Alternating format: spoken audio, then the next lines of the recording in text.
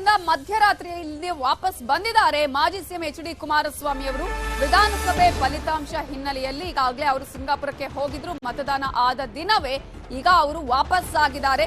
ಆದ್ರೆ ಆ ಸಂದರ್ಭದಲ್ಲಿ ಅವರು ಮಾಧ್ಯಮದ ಜೊತೆ ಮಾತನಾಡುವಾಗ ಹೇಳಿದ್ದು, ನನ್ನನ್ನ ಯಾವುದೇ ಪಕ್ಷಗಳು ಸಂಪರ್ಕ ಮಾಡಿಲ್ಲ ಅನ್ನುವ ಮಾತನ್ನ ಹೇಳ್ತಾರೆ. ಆದ್ರೆ ಅದನ್ನು ಒಪ್ಕೊಳ್ಳೋದಕ್ಕೆ ಸಾಧ್ಯ ಇಲ್ಲ ಅವರು ಈ ಸಂದರ್ಭದಲ್ಲಿ ಹೇಳಿದಂತಹ ಮಾತನ್ನ. ಯಾಕಂದ್ರೆ ಅಲ್ಲಿ ಏನೆಲ್ಲ ಲೆಕ್ಕಾಚಾರಗಳನ್ನ ಹಾಕಿಕೊಳ್ಳಲಾಗಿತ್ತು ಅನ್ನುವಂತಹ ಸಾಕಷ್ಟು ಕುತೂಹಲ ಎಲ್ರಿಗೂ ಕೂಡ ಇದೆ. ಅಲ್ಲ, ಅವರಿಗೆ ಅತಂತ್ರ ಸ್ಥಿತಿ ನಿರ್ಮಾಣ ಆದಂತ ಸಂದರ್ಭದಲ್ಲಿ ಪಕ್ಷವನ್ನ ಉಳಿಸಿಕೊಳ್ಳುವಂತ ನಿಟ್ಟಿನಲ್ಲಿ ಈಗ ಆಲ್ರೆಡಿ ಹೋರಾಟವನ್ನ ಮಾಡ್ತಾ ಇರುವಂತ ಕುಮಾರಸ್ವಾಮಿ ಅವರಿಗೆ ಅತಂತ್ರ ಆದ್ರೆ ಮಾತ್ರನೇ ಸ್ವತಂತ್ರ ಆಗುವಂತದ್ದು. ಸೊ ಹೀಗಾಗಿ ಪಂಚರತ್ನ ಯಾತ್ರೆಯ ಮುಖಾಂತರ ಎಲ್ಲಾ ಕ್ಷೇತ್ರಗಳಲ್ಲೂ ಕೂಡ ದೊಡ್ಡ ಮಟ್ಟದಲ್ಲಿ ಪ್ರಚಾರ ಮಾಡಿದ್ರು.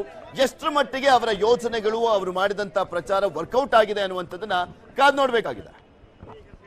ಕಾಂಗ್ರೆಸ್ ಬಿಜೆಪಿ ಸೂಟ್ ಹೊಡಿಸ್ಕೊಂಡು ಓಡಾಡ್ತಾವ್ರೆ ನಾಳೆ ಬೆಳಗ್ಗೆ ರಚನೆ ಮಾಡೋಕ್ಕೆ. ನನಗೆ ಕೇಳಿದ್ರೆ ನಾನೇನು ಒಂದು ಸಣ್ಣ ಪಕ್ಷ, ನಮ್ದು 12-20 ಇಟ್ಟಿದ್ದೀರಲ್ವಾ, 12-20 ಲೀಟರ್ ನನ್ನ ಪಕ್ಷದ ಕೇಳೋರು ಯಾರು? ನನ್ನ ಹತ್ರ ಉತ್ತರ ಕೇಳಿದ್ರೆ ನಾನೇನು ಹೇಳಿ? ನೀವು ರಾಷ್ಟ್ರೀಯ ಪಕ್ಷಗಳು ಕೇಳಿದ್ರೆ ಅವ್ರು ಹೇಳ್ತಾರಪ್ಪ. ಯಾರೂ ಸಂಪರ್ಕ ಮಾಡಿಲ್ಲ, ನಾನು ಯಾರ ಜೊತೆ ಸಂಪರ್ಕದಲ್ಲೂ ಇಲ್ಲ. ನೀವು ಮಾಧ್ಯಮಗಳದೇಂತ ಕಂಡೀಷನ್ನು ಇವೇನು ಹಾಕೊಂಡು ತೋರಿಸ್ಕೊತಾ ಇದ್ದೀರ, ನಿಮ್ಮ ಊಯಲ್ಲಿ ಮಾಡ್ಕೊತಾ ಇದ್ದೀರಿ. ನಾನೇನು ಮಾಡೋಕ್ಕಾಯ್ತದ? 20 ಸೀಟ್ ಇಟ್ಕೊಂಡು ನಾನು ಕಂಡೀಷನ್ ಹಾಕೋಕ್ಕಾಯ್ತದ? ಅದು ಯಾವುದೋ ಒಂದು ಸರ್ವೆ 12 ಸೀಟ್ ತೋರಿಸಿದ್ದೀರಿ. 12 ಸೀಟಲ್ಲಿ ನಾನು ಸರ್ವೆ ಇದು ಮಾಡೋಕೆ ಕಂಡೀಷನ್ ಹಾಕೋಕ್ಕಾಯ್ತದ? ನೀವುಗಳೇ ಇಷ್ಟೆಲ್ಲ ತೋರಿಸ್ಕೊಂಡು ಮತ್ತೆ ನನ್ನ ಪ್ರಶ್ನೆ ಮಾಡಿದ್ರೆ ನಾನೇನು ಉತ್ತರ ಕೊಡಲಿ?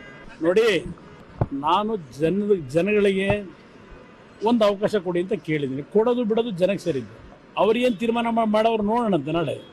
ಅವ್ರೇನು ತೀರ್ಮಾನ, ನಮ್ಮ ಮನವಿಗೆ ಜನ ಏನು ತೀರ್ಮಾನ ತಗೊಂಡವ್ರೆ ಅದು ನೋಡೋಣಂತೆ ನಾಳೆ.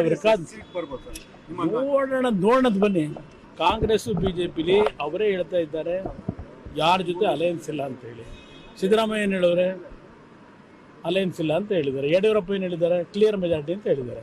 ಅವ್ರು ಕ್ಲಿಯರ್ ಮೆಜಾರಿಟಿ ತಗೊಂಡ ಮೇಲೆ ನನ್ನ ಅವಶ್ಯಕತೆ ಯಾರಿಗಿದೆ? ನನ್ನ ಅವಶ್ಯಕತೆನೇ ಇಲ್ವಲ್ಲ.